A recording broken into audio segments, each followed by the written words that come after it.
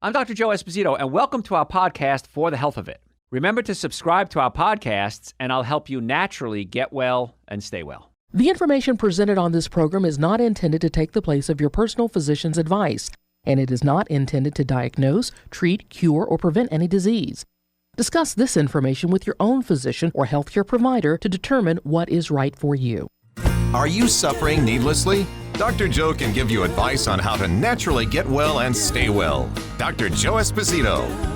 What we're talking about today is dairy products, and I'm not a big fan of dairy products. Now again, whenever I go over anything, it's always your decision as to what you want to do. I'm giving you what I know, and I always said if you knew what I knew, you would do what I do. There's a reason why I live the lifestyle I live. I mean, there are some things that I wouldn't mind including back into my diet, but once you have the education, it's hard to go back because you know what's happening to your body. Now, we talked a lot about what happens with milk, but now I want to go deeper into the effects of hormones that are found in dairy milk and cancer. Now, all food of animal origin contains hormones, but most of our dietary exposure to hormones comes from dairy. So if you had to pick one, dairy is the one that gives you the most. By quantity, it's the most prolactin, corticosteroids, progesterone, but there's also a bunch of estrogens, which then concentrate further when we make dairy products, like 5 times more concentration in cream and cheese, 10 times more hormone concentration in butter. So let me explain that to you. When you eat milk, it's kind of watered down. Everything is kind of watered down. But when you start to concentrate things down, like cheese, for example, cheese, you take the water out and the concentration of the proteins, the steroids, the hormones are there, and that's why you're getting a worse exposure. Now, there's something called casomorphins that are found in cheese. So let me ask you a question. How many people have a real tough time giving up cheese? Raise your hands. A lot of you do. And I know this because people say this to me all the time. Dr. Joe, I can give up the alcohol and the sugar and the coffee and the meats and the dairy and the milk, but I just can't give up my cheese. I love cheese, right? How many people say that? The reason you love cheese may not only be the taste, but also the concentration of something called the casomorphins. And when casomorphins are concentrated down, it's morphine. It acts like morphine in your head. You're getting high when you eat that stuff. Now, from a scientific standpoint, I believe, and most scientists believe, that casomorphins are found in dairy products because it calms down the baby. So if I gave human milk to a baby, the casomorphins would calm the baby down. Now, when it's diluted in a milk form, for an animal that is size appropriate, it's going to have a very mild effect. But think about how big a cow is and think about how big a human is. So the concentration of the casomorphins in cow's milk is going to be much higher than it would be in human milk. And then we take the water out, concentrate it down into a cheese, and that's why you can't get off your cheese, because you're getting high from it.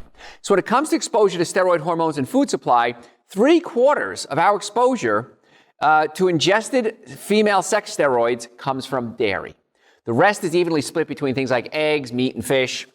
Eggs contribute about as much as all the other meats put together, which kind of makes sense since it comes straight from the hen's ovary. It's concentrated with hormones. So meat's bad. Dairy products pretty bad because the hormones are designed to feed the baby. And if you're eating an egg, it's a concentrated life form. So that's where you're going to get a higher concentrations. Among the various types of meat, you get about as much from white meat as fish as poultry. Same thing with pork and beef. It's all around the same. And this is just the natural hormones. This is what occurs if you eat an organically grass-fed animal. Now, we're not talking about now we are, the added hormones, things like bovine growth hormone. Many times we give bovine growth hormone to cause the animal to either produce more milk. That's one of the things we do with cows, to produce more milk. So it just doesn't make sense to eat any animal product unless it's organic. And I wouldn't eat that, but if you're going to eat animal products, they have to be organic. Animals produce hormones because they're animals, which understandably ends up in animal products. I mean, we have hormones in our body. If you ate a human, you'd get hormones from it. But only about half of the people surveyed in this one study they did knew that. They were lacking this basic knowledge. Not realizing that milk is for baby cows. Cows only give milk if they have a calf. So these researchers who did this study suggested we ought to inform the public about dairy production practices, how they're raised, the hormones, the steroids, what they're fed. But one journal, the Journal of Dairy Science, responded by saying, well, if we told them about our new technologies, about genetically engineered animals, what we're feeding them, or taking the calf away so that the animal can continue to give milk, or not letting the cows eat grass and feeding them corn and soy, they may actually result in higher rates of public disapproval. Well, gee, we don't want to teach the public because they may not be happy with it. So I'm kind of laughing at that response to the one journal. Now, one thing with potential public health implications that the public may not know is their exposure to estrogen through the intake of commercial dairy products comes from pregnant cows. Because again, an animal doesn't give milk unless it's pregnant and nurse, well, if it's nursing its baby. Modern technology improved dairy cows such that things like the Holstein, your standard black and white cow, can get impregnated after giving birth and lactate throughout her next pregnancy, which usually doesn't happen. You don't lactate till after the baby's born, which means that commercial cow's milk these days contain large amounts of pregnancy hormone, like estrogen and progesterone. Now, there's estrogen levels in milk during the first 8 months of a pregnancy. In the 9th month, those hormone levels shoot up to almost 20-fold. But even so, we're still only talking about 1/1,000,000th of a gram per quart of milk. Easily 10 to 20 times less estrogen hormones than you'd find, let's say, a birth control pill. So the question arises, I just gave you this big story. I told you it's 1/1,000,000th of a gram in a quart. Would it really have an impact on human hormone levels if you drink it? Well, let's see if there's any studies on it. Wait, there are. There was a study that showed that the average levels of 3 different estrogen and progesterone metabolites or byproducts flow through the bodies of 7 men. They did the test on them. Then they proceeded to drink about 1 liter of milk. Within hours, their hormone levels shot up. Another study shows average levels of these female sex hormones flowing through the bodies of 6 school children, average around 8 years old, before drinking 2 cups of milk. Afterwards, within hours, their levels of hormones shot up again, tripling or quadrupling their baseline hormone levels. So you can imagine the effects that milk might have on men and prepubescent children. What about women? Presumably, it's not going to have that big a difference in women because if a woman, women usually are high in estrogen anyway. Well, not all women. What about postmenopausal women? What about women with endometrial cancer, for example? Let's talk about that for a second. This is important. Estrogens have a clear role in the development of endometrial cancer, which is a cancer of the lining of the uterus. And milk and dairy products are the source of steroid hormones and growth factors that might have these kinds of effects. They actually increase the cancer rate. So Harvard researchers followed tens of thousands of women. This is not 4 men or 8 children or whatever, tens of thousands of women and their dairy consumption for decades.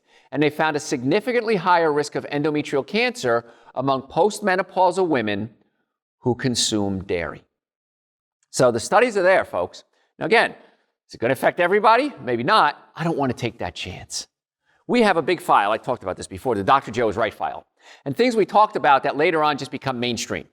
So these are one of the things that is, I shouldn't even say is going to become mainstream. This is already mainstream information. It's out there.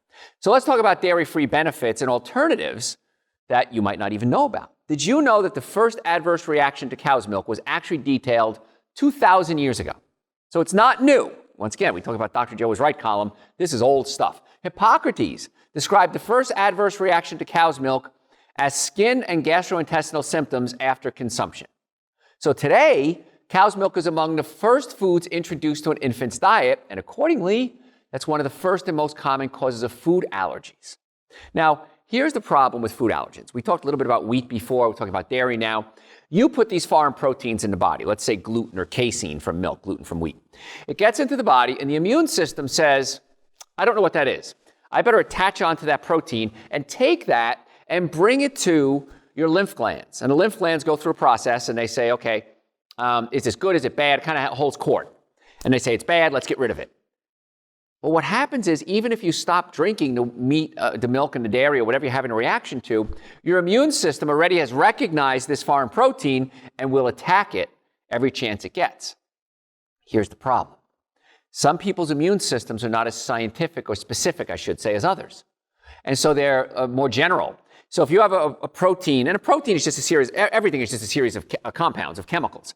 And so this chemical compound that we call gluten might look similar, in fact it does look similar, to the lining of your colon. And so what happens is the immune system can now start attacking the lining of the colon because it looks like a bad guy. Maybe it's a cerebellum in your brain. And so even if you stop eating these foods, then the immune system can keep attacking the cerebellum and the brain, or whatever organ looks like this foreign protein. So this is where nutrition across the board becomes so important. We got to get the immune system strong and more sophisticated. And when we can do that, then the body hopefully is going to stop attacking itself. And that's why with autoimmune conditions, so often we change their diet, we give them chiropractic care, open up the nerve supply, fix their digestive system, and suddenly these amazing results occur. And people say, this is incredible. I feel so much better. I don't feel sick all the time. My skin is clearing up. I don't have a runny nose all the time. It's a little complicated, but we can do it.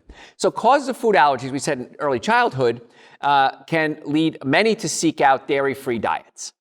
Cow's milk protein is an allergen, and it's common in infants and children, along with something called lactose intolerant. Now, there's casein is the protein, lactose is the sugar. Anything that ends in OSE is a sugar. Now, it requires a dairy-free diet at a time when adequate nutrition is critical. So, children, you're going to take them off dairy. They do better. What do we feed them? That's what we're going to talk about now. Researchers indicate that it's important that parents receive reliable advice and ongoing support about appropriate dairy-free options and alternatives. What does that mean? You've got to learn about what to eat. And that's what this show is all about. And on our website, drjoe.com, we have well over 1,000 hours of podcasts, audio and video. So we got a lot of information out there. So being aware of dairy-free options or foods that contain less lactose helps you and your children adjust to a dairy-free diet. So a dairy-free diet, what is it? People follow a dairy-free diet for different reasons. But for most people, they're searching for relief from digestive problems, bloating, skin conditions, respiratory conditions, and they come from eating dairy products. Now, here's the thing with dairy products. I'll give you the challenge again in case you didn't get it the first time. I want you to give up all your dairy products, not even a little bit, nothing, for 2 weeks. At the end of 2 weeks, eat it again. See how you feel. If you feel worse, I was right. If you feel better, no, if you feel worse, I was right. If you feel better, well, then I wasn't right, but I am right. Once you give up the dairy products, you should see some dramatic changes. Sinuses, breathing, going to the bathroom, gas, bloating. It can help with sexual function because it's lowering your estrogen levels. All these things can happen. And if I'm wrong, I'm wrong. Again, so what? I just want to run that by you again in case you're just tuning in. Now, luckily, there's plenty of plant foods and dairy-free products that you can still put in your body to give you lots of nutrients. The primary source of dairy that you need to avoid when eating a dairy-free diet include, again, milk, cheese, butter, yogurt, ice cream, sour cream, custards, puddings, ice cream, gelato. It's funny, I was in Italy a couple of weeks ago, and I found dairy-free gelato, vegan gelato. They had vegan pizza. They had gluten-free pizza. So it's getting everywhere, which is cool. All right, so let's go over some benefits real quick. Less bloating. When you eat dairy products, you're going to get less bloating, and that's wonderful. People that have sensitivities and allergies to bloating itself, it's usually a problem. Cut out the dairy products. It's really kind of neat. When you start to do this, you start to see some neat things. Better respiratory health. Excessive milk consumption has long been associated with the increased respiratory tract mucus production, and asthma. Research shows that something called A1 milk stimulates mucus production from gut glands and a respiratory tract. Now, although the research on whether or not milk consumption leads to mucus production, I've heard it both ways. Just do it and see what happens. If I'm wrong, I'm wrong. So what? I'm not wrong. Respiratory symptoms are often reported in people with dairy allergies or sensitivities, so avoiding dairy can be great. Improved digestion, because as we said earlier, 75% of the world's population is lactose intolerant. I tend to believe it's probably even higher than that.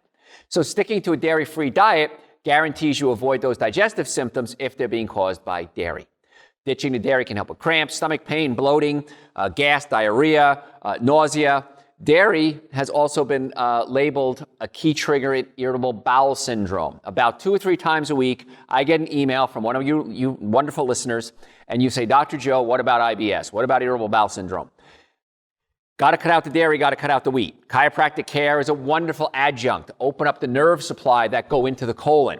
If the stomach is pushed up against the diaphragm, that can cause the whole digestive system to spasm. We can massage the stomach down away from the diaphragm. So many times when you have digestive problems, there's a physical component, not just a chemical component. And that's where our offices come into play, because we work on the physical and we work on the chemical. Clearer skin, a lot of research showing that it helps with acne. 2010 study shows that indicates milk contains steroids, and that can increase the acne. So if you give up your dairy, the chances are that acne is going to help as well. Most skin conditions come from the inside out. So you don't have to treat it from the outside in. You got to fix the gut. It may reduce the risk of cancer. We talked about that a little bit. Researchers show that consuming milk products may increase your risk of developing cancer. A study out of Harvard found that high calcium intake, mainly from dairy products, may increase your risk of prostate cancer. So that's not something you want to mess with either, boys. And some doctors say that if you live long enough, your chances are you're going to have prostate cancer. I'm not sure I agree with that. Most people that may happen, but I don't think it's going to happen in everybody. So, because milk produces something called insulin-like growth factor, increases your insulin-like growth factor, which then can cause risk of cancer problems. It decreases oxidative stress. What that means is oxidation is kind of like rust. It eats away at your body. So by decreasing the oxidative stress, you're less likely to become osteoporotic. We talked about that earlier too, how it can actually reduce the risk of fractures. The more dairy products you consume, the higher the risk of osteoporosis. Okay, they did studies on men and women on this. It's pretty clear. So just try to cut out the milk if you can. So a lot of things can happen. Prevent milk allergies and sensitivity reactions. The only true cure for milk allergy is to avoid milk and dairy products. So again, if you don't have a problem with it and you're not convinced that you should give up the dairy products, that's perfectly fine. I support your decision 100%. But when you cut out the dairy products and you see the changes, which chances are you will, Dr. Joe was right. Probiotics and digestive enzymes may help people with digesting the milk proteins, but the majority of people ditching the culprit food is the only answer. Now, you can take things like Dr. Joe's digestive enzymes. People have said, Dr. Joe, I take your enzymes and I don't have the reactions like I used to. That's great, but what is that doing? That's treating the cause. It's not treating the symptoms. So what we're trying to do is get to the cause of the problem, not just treat the symptoms. Now, you can ferment some of those things. You can ferment the dairy, and that might help a little bit, but that's not really what we're going for. Once again, giving it up is going to be the secret. Now, if you do breastfeed, ladies, that's the most important thing you can do for your children. If there's nothing else you do, of course, I think chiropractic care is right up there, and then breastfeeding. Because the baby is designed to drink human milk. And it's really important you give them the first milk. It's called the colostrum, because that helps their immune system. It helps the digestive system. So if you're going to have a baby, if you do nothing else, please, I'm begging you, I want you to breastfeed that baby. That's what babies need. And then as you start to wean them off, you can get them onto some solid foods, but don't give them the hyperallergenic foods. Don't give them the dairy. Don't give them the soy. Give them something gentle like an avocado or banana and start out slow and then build up to these other foods. Because the earlier it's put into the body, the more likely they're going to have a reaction. Now, some people say they can do goat's milk. They say, what about goat's milk? I shouldn't say they can do it. What about goat's milk? It's still an animal product. It's not bad. It's not as bad as dairy, but it's still not good. So if it has reduced levels of casein, it doesn't have the A1 protein, it has the A2 protein, but still, it's still a dairy product, and I'm going to recommend you cut it out. And the other thing, like we talked about too, is just be careful because you don't know what these things are eating unless you know it's an organic product. And once you pasteurize it, that causes problems too, because when you pasteurize things, I'm not saying you shouldn't pasteurize milk, that's very healthy, but it changes the molecular structure and makes it harder to digest. If you fed pasteurized milk to a baby cow, that cow would die in a few weeks. It can't even drink its own mother's milk once it's pasteurized. And we're not cows, so we have a real tough time with it. Coconut milk, one of the best dairy-free options. It's one of my favorites. It's naturally found inside the coconut, so you can do that if you want to get real coconut milk freshly from the coconut. Or you can actually buy coconut milk. They take the meat of the coconut, they thicken it. Sometimes they add some sweeteners to it. It's dairy-free, lactose-free, soy-free. Although cow's milk contains more protein and calcium than coconut milk, you can easily make that up by eating a good diet. Things like broccoli, kale, watercress, bok choy, fruits and vegetables, nuts and seeds. That sounds familiar, doesn't it? Coconut milk is a good source of important nutrients like magnesium, manganese, copper, phosphorus, iron, potassium. That's the thing with milk too. If you feed a baby human nothing but cow's milk, many times they become anemic because it doesn't have enough iron in it. One study published in the Western Medical Journal found that medium-chain triglycerides in coconut milk provide a ready source of energy and may be useful in baby foods or in dietary therapy. So here we're getting some good nutrients you're not going to get from cow's milk. Coconut milk is high in calories and fat. While the fat is definitely a healthy type, portion control is important. Again, you're working toward making the body grow, but you don't want it to grow too big. Almond milk, a lot of vital nutrients in almonds. They're low in saturated fats, rich in unsaturated fatty acids, contain a little bit of fiber, phytosterols, which can help lower your cholesterol level. as well as plant protein. In addition to this, almond milk contains probiotic compounds that help with digestion.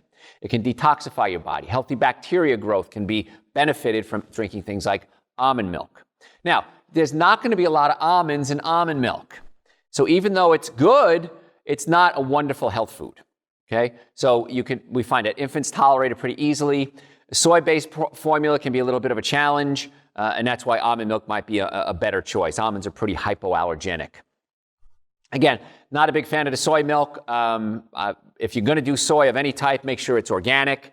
You don't want to have non-organic soy in there because you have other issues. Now, kefir is another form of fermented milk.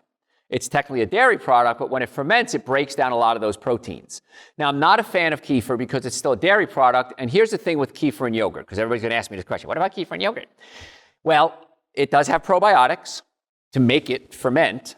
However, I know in Georgia at least, and around the country, I'm guessing it has to be, unless you make it yourself, it has to be pasteurized. And even though they ferment it and all the good bacteria in there, once they pasteurize it, they kill off a lot of that good bacteria. And so that's not something you want to do. A 2003 study published in Journal of American Dietetic Association found that kefir improved lactose digestion and tolerance, and it may be used as a strategy to overcome lactose intolerance. My approach would be avoid the lactose. Well, there's a novel idea. And you can do kefir with coconut milk.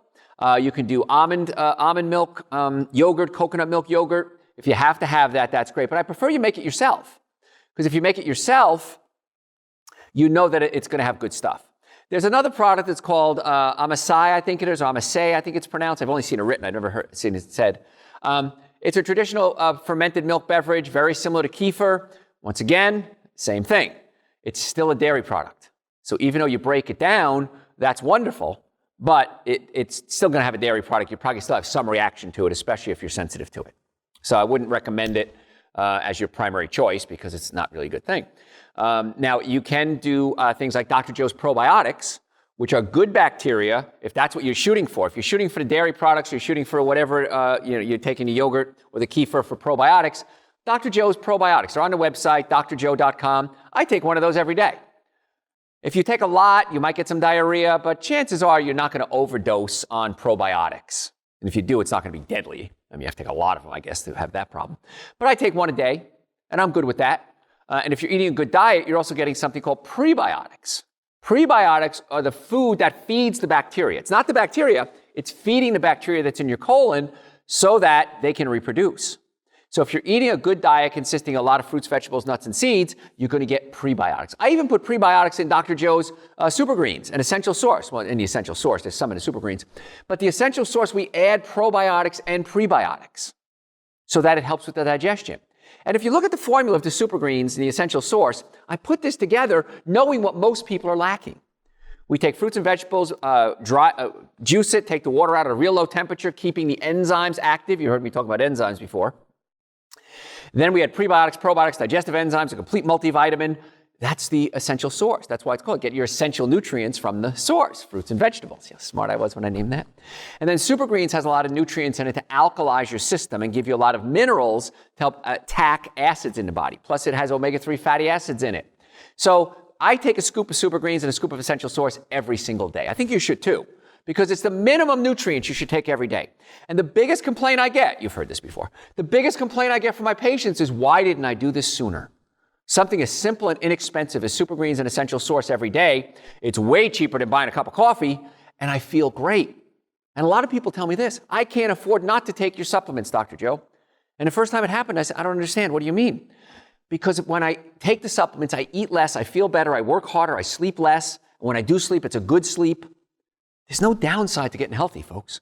It really isn't. So we talk about the 7 deadly sins: alcohol, meat, sugar, dairy, coffee, soda, and artificial sweetener.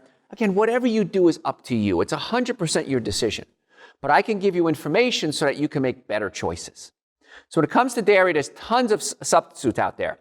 Years ago, we didn't have vegan cheese. We didn't have vegan yogurt and vegan ice cream. There's even ice cream now that's vegan, sweetened with stevia. So it takes the sugar and the dairy out. Ding, ding, ding, ding. If you have to have ice cream, that's what I'd recommend. Folks, I'm running out of time. If you're just tuning in, you missed an amazing show. Now, this show's on the website, drjoe.com. We have over 1,000 hours of podcast there, audio and video, and we have a blog if you're a reader. Follow us on Facebook, follow us on Instagram. We live stream a lot of our events. We have live events. We invite you through Facebook and Instagram, or send us your email address and we'll put you on our invite list as well. And if you want to make an appointment to come see us, I think you should. Most of you out there are suffering needlessly. If you have neck pain, back pain, shoulder pain, headaches, numbness, tingling, folks, it's probably a pinched nerve. Could be something else. But let's start with the most effective, least expensive treatment for back pain, chiropractic care. If that doesn't work, if it's not something we can help, we'll refer you out. The supplements we talked about, all of them are on the website, drjoe.com. So you can make an appointment right on the website. The Atlanta area, we have offices in Marietta, Duluth, and Stockbridge. We want to be your doctors. We want to get you well and keep you well. Again, I'm Dr. Joe Esposito, the website 24 hours a day, drjoe.com. Catch you next time. Thanks for listening to For the Health of It. Remember to subscribe to this podcast, and I'll help you naturally get well and stay well.